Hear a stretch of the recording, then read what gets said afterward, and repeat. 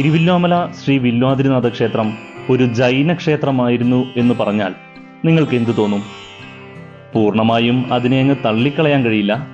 പഴയകാല രേഖകൾ പരിശോധിച്ചാൽ ഈ ക്ഷേത്രത്തെ തിരുമല്ലീനാഥ ക്ഷേത്രം എന്ന് രേഖപ്പെടുത്തിയതായി കാണാം. അങ്ങനെയും ചിലത് പറയാനുണ്ട്. ഒന്ന് കേട്ടു നോക്ക്. എല്ലാവർക്കും വില്വാദ്രി ഡയറീസിന്റെ കഥാലോകത്തിലേക്ക് സുസ്വാഗതം.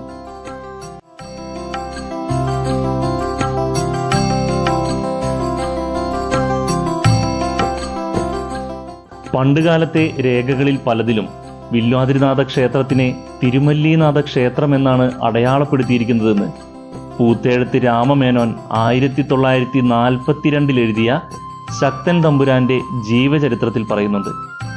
മല്ലീനാഥൻ ജൈന തീർത്ഥങ്കരനാണ് എന്ന് വച്ചാൽ ജൈനമതത്തിലെ സന്യാസത്തിലൂടെ ജ്ഞാനോദയം നേടിയ ഗുരു. ജൈന തീർത്ഥങ്കരന്മാർക്ക് പത്തി വിടർത്തിയാടുന്ന സർപ്പവുമായും ബന്ധമുണ്ട്. അവരുടെ വിശ്വാസപ്രകാരം 23ാമത് തീർത്ഥങ്കരനായ പാർശ്വനാഥന്റെ അടയാളമായിരുന്നു അത്രേ സർപ്പം. ഹിന്ദുമത വിശ്വാസമനുസരിച്ച് വിഷ്ണുവിന്റെ മെത്തയായ അനന്തന്റെ അവതാരമാണല്ലോ ലക്ഷ്മണൻ. അങ്ങനെ നോക്കുമ്പോൾ ജൈന ക്ഷേത്രത്തെ കൈയടക്കി ഹൈന്ദവ ക്ഷേത്രമാക്കി മാറ്റി ലക്ഷ്മണ സങ്കല്പത്തിൽ പ്രതിഷ്ഠ നടത്തിയതായി കരുതാവുന്നതാണ്. ഇതൊക്കെ ഒരു സാധ്യത പറയുന്നതാണ് കേട്ടോ. മലകൾക്ക് മുകളിലും ഘോരവനങ്ങൾക്കുള്ളിലുമെല്ലാം ക്ഷേത്രങ്ങൾ നിർമ്മിച്ചിരുന്ന ജൈനരുടെ ശൈലി ഇവിടെ ഈ വില്വാദ്രി മലമുകളിലും പ്രകടമാണല്ലോ.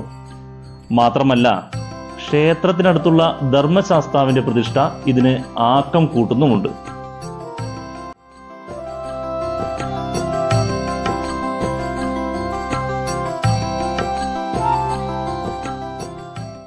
ഇത്തരത്തിൽ സൂചനകൾ വെച്ച് ഇതൊരു ബുദ്ധക്ഷേത്രമായിരുന്നു എന്നുള്ള കഥകളും ഇവിടെയുണ്ട് കേട്ടോ. അതൊക്കെ എത്രമാത്രം വിശ്വസനീയമാണെന്നറിയില്ല.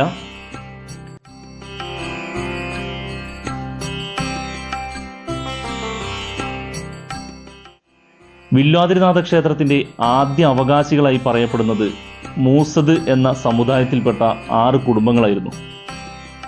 പരശുടയവർ എന്നാണ് ഇവരെ വിളിച്ചിരുന്നത്. ഈ ഐതിഹ്യ കഥകൾ പ്രകാരം പരശുരാമൻ തന്റെ മഴു അഥവാ പരശു നൽകി ഇവരെ ക്ഷേത്രത്തിന്റെ അധികാരമേൽപ്പിക്കുകയായിരുന്നു എന്നാണ് പറയപ്പെടുന്നത്.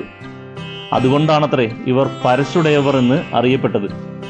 അന്നുകാലത്ത് ക്ഷേത്രത്തിന്റെ കിഴക്ക് പടിഞ്ഞാറ് നടകളിൽ 7 നിലകളിൽ പണിത മനോഹരമായ അലങ്കാര ഗോപുരങ്ങൾ വരെ ഉണ്ടായിരുന്നത്രേ. പിന്നീടെപ്പോഴോ ഈ ഗോപുരങ്ങൾ ഇടിമിന്നലേറ്റ് തകർന്നുവെന്നും പറയപ്പെടുന്നു. ടിപ്പുവിന്റെ പടയോട്ടക്കാലത്ത് തകർക്കപ്പെട്ടതാണ് ഈ ഗോപുരങ്ങളെന്നും പറയുന്നുണ്ട്. എന്തായാലും ഇന്ന് അവയുടെ സ്ഥാനത്ത് തറകൾ മാത്രമാണുള്ളത്.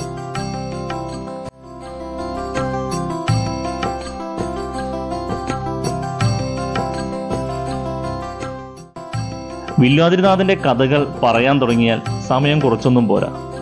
എല്ലാം പറഞ്ഞു തീർക്കുക എന്നത് സാധ്യമല്ലെങ്കിലും 1-2 കാര്യങ്ങൾ കൂടെ അവതരിപ്പിക്കണമെന്നുണ്ട്. അത് അടുത്തൊരു ദിവസമാകാം. ഇപ്പോഴത്തേക്ക് വിടാം.